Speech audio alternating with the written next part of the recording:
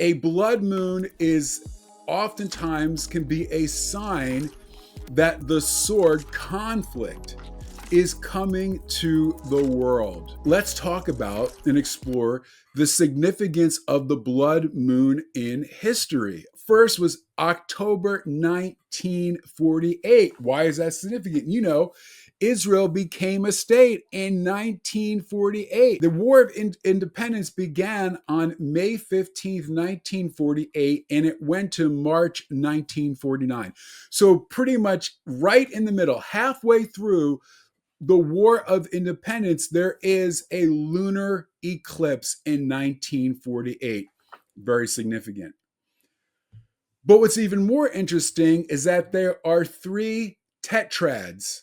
That means 3 blood moons in a relatively short period of time that happen, that stand out over the last millennium. And they connect to important Jewish events in history.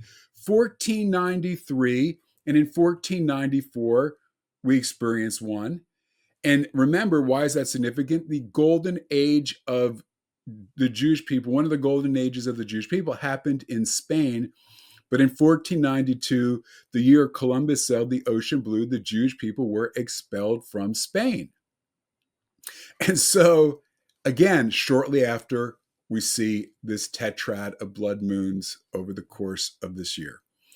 1948 to 1950, on Passover, right after Israel is birthed as a nation and the War of Independence is won, and Israel has a victory, on Passover, the holiday that celebrates redemption, because remember, Purim is, as we'll see, is 1 month from Passover. There's 1 month difference. We're in the last month, 14th of Adar, and the 14th of Nisan, we begin to prepare for Passover.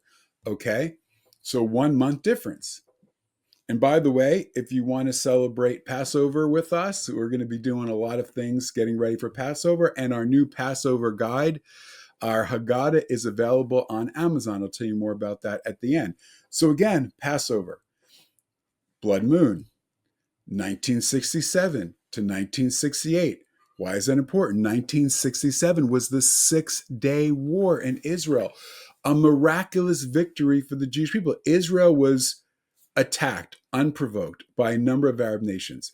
That's when Israel captured Jerusalem, reunified Jerusalem, taking back East Jerusalem, taking back the Temple Mount, the Western Wall, the holy sites, the Mount of Olives. They got the West Bank, which is Judea, Samaria, and Gaza, Sinai. So again, blood moons in connection to the War of Independence, and it's the 6-day war. Very significant. But the question is, why would these blood moons be so closely associated with these key events, especially in modern Jewish and Israeli history? And the thing that we need to understand, and I think this is, we need to really tie the old and the new together here, because there are deep mysteries and truths that we can glean from this, is that Israel is associated with the moon. Interesting. Did you know that the first commandment, the first mitzvah, that's the Hebrew for commandment, that God gives the Jewish people in relationship to the coming out of Egypt, is to calculate the new moon? It's known as Kiddush Levanah, okay? The sanctification of the new moon. It's tied to the spiritual significance of Rosh Chodesh, which is the beginning of the new month of the Hebrew calendar, which is actually considered in the Bible a minor holiday, but a significant holiday. In the Messianic kingdom, it says in Isaiah, from new moon to new moon, from Sabbath to Sabbath, we are going to go up and appear before the Lord. Numbers 10:10, it describes the gladness of the appointed feasts. In the beginning of your months, you will blow trumpets and offer burnt offerings, sacrifices, peace offerings, and they shall be a memorial before your God. Wow. So biblically, it was a time of feasting, special sacrifices when the temple stood. It was a minor holiday in a sense. Even as we read in 1 Samuel 25, where it talks about David said to Jonathan, indeed, tomorrow is the new moon, and I should not fail to sit with the king and eat. So again, there was a special celebration on Rosh Chodesh. Why? Because Rosh Chodesh connects to salvation, connects to Israel, the salvation of Israel, redemption. I want to read you something that's contained in the stone Chumash. It says this: on a deeper level, Rosh Chodesh symbolizes renewal, the ability of the Jewish people to rise above oblivion and restore itself to its past greatness. Just as the moon disappears at the end of each month, but returns and grows to fullness, so Israel may suffer exile and decline, but it always renews itself. Wow. Until the coming of the Messiah, when the promise of the Exodus and the revelation at Sinai will be fulfilled and never to be dimmed again. So again, in Jewish thought, based on passages like Isaiah and other key scriptural verses, the new moon is connected to Israel, is connected to the final redemption, to the coming of the Messiah. So the unbelieving people of the world can't have the quality of renewal because nothing is new under the sun. The world is associated with the sun. God's people are associated, in a sense, with the moon. But Israel and all of God's people, Jew and Gentile, who believe in Yeshua, do not belong to this world. They belong to the world to come. Nature will come to an end. But those who walk with Messiah walk not according to the natural, but according to the supernatural. And therefore, through Yeshua, like the moon waxes and wanes, Israel and you who believe in the God of Israel, yes, there might be periods when you diminish, where there is smallness, when there is lack. But God always promises that that's only temporary, that things are going to be restored and you will experience fullness again. That's an important message to understand. That is one of the underlying truths in the book of Esther. And it's the reason why Esther happens at the time the redemption happens on the 14th of Adar. It's a time when the moon is full, right? It's saying Haman was trying to diminish and destroy God's people. But God says, no, you're going to come back fuller, stronger, better than ever. Those who hate you, those who hurt you, they're going to try and rob, kill, and destroy because that's what the enemy does. But guess what? You're only going to come back stronger than before because God is with you. It's only temporary. Okay, God will renew your days as of old. Chadesha menu kekedem, and that's a promise you can stand on. So again, Israel is associated with the moon, and the Hebrew calendar is primarily lunar, but to be clear, not to go into, it's luni-solar. It's primarily lunar, but in a, I think, 19-year span, there are 7 times that an extra month of the year is added to the last month of the year, the month of Adar. And so, therefore, some years there are 2 Adars, and therefore we celebrate Purim in the second Adar.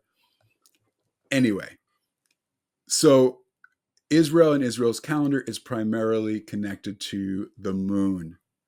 Interesting. What's also interesting is that there's someone else who's connected to the moon, and that is Muslims. Islam is associated with the moon. Think about it. How many Islamic nations have on their flag the star and the crescent? They associate themselves with the crescent moon and the star in the sky. I think it's interesting that in ancient Islam, it doesn't seem there was that association. That seems to be a later association that comes under the Ottoman Empire, probably because I think historically they took it from the Romans in Constantinople. It was a sign there. But whatever the case, I think it's interesting because Israel is associated with the moon in a sense. Now, Islam is going to be associated with the moon. And in a sense, Islam is even more lunar when it comes to their calendar, because their calendar is completely lunar. So what that means is a lunar calendar has less days in the year. The Jewish calendar adds an extra month every so often because it wants to make sure that the biblical holidays stay in their season. The spring holidays stay in the spring, the fall holidays stay in the fall, winter holidays stay in the winter.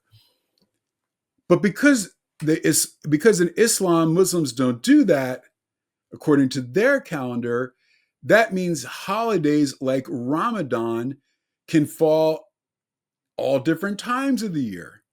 So Ramadan, which is an important holiday where Muslims fast from morning to evening to commemorate the first revelation of the Quran given to the Prophet Muhammad, they're in it right now. And in Ramadan, there is a blood moon. Not only is there a blood moon on this Purim, there's also going to be a blood moon on Purim 2026. So 2 years back to back on Purim, the holiday that is so connected in the Jewish mind to the end of days and to the messianic kingdom, there are 2 blood moons, and these blood moons are connected to signs of the end times. Okay. So many rabbis see this sign of the blood moon that is going to represent a major change for good for the Jewish people. What's that major change? It seems like it's going to be disaster and defeat for the enemies of Israel, like Hamas, like Hezbollah in Lebanon, okay, and her regional enemies in the Islamic world. I think it's significant. I don't think it's a coincidence that President Trump made an extremely strong statement against Hamas. And it came out a week ago, I believe it was, on a very important week on the Jewish calendar. It's known as Shabbat Zachor, the Shabbat of Remembrance. So what is the Shabbat of Remembrance? Right before Purim, we read the Shabbat before Purim, the Sabbath, the Saturday before Purim, we read a passage in Deuteronomy that tells us to wipe out Amalek. The name of Amalek will be wiped out from the world. Remember what he did. Amalek was the first person to attack Israel when they came out of Egypt. He attacked the weak. He attacked the stragglers, didn't want to directly face the army of Israel. He attacked the vulnerable. Well, this is exactly what Hamas did on October 7th. Exactly what they did. A sneak attack against the weak, against the vulnerable, women and children murdered, massacred, taken captive, tortured, abused, all of that, right? But why do we read that right before Purim? Because the bad guy in the story of the book of Esther is Haman. Boo Haman. He's a bad man. Okay, we boo Haman. we blot out his name when we hear his name read in the story of Esther as a public reading of what's known as the Megillah, the scroll of Esther. And President Donald Trump puts out this statement to Hamas, Shalom Hamas. You can, the guy says, I'm sending Israel everything they need to finish the job. Not a single Hamas member will be safe if you not do as I say. I won't go into it. He says it's going to be hell to pay. You can Google it. You can read it for yourself. But on the week that we read about Amalek being wiped out and Hamas is operating in the spirit of Amalek, but of course, there is even more significance here. Again, think about this connection to the blood moon in biblical Jewish thought. As we said, when the moon is eclipsed, it is a bad omen, is a bad sign for the enemies of the Jewish people. As we said, in the face of a red moon eclipse, it is a sign of the sword. The sword is a sign of war.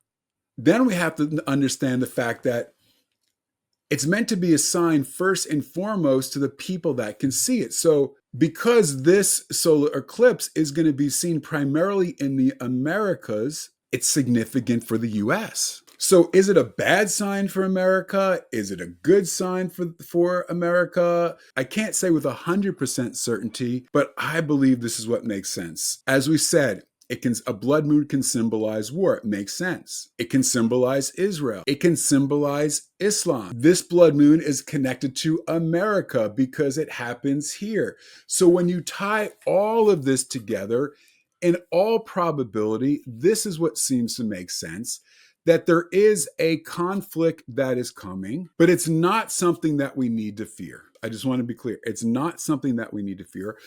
The U.S. is going to play a key role under the leadership of President Donald Trump. And remember, the blood moon is happening on Purim.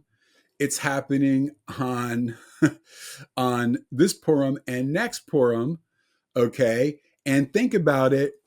Where did the story of Purim happen? It happened in Persia. Persia is modern day Iran. And so at the end of days, Persia has risen up again, threatening Israel, threatening America, threatening the West. Okay. And there are these blood moons happening on Purim, the biblical holiday that celebrates the victory over the Iranians. Wow. I don't think that is any coincidence.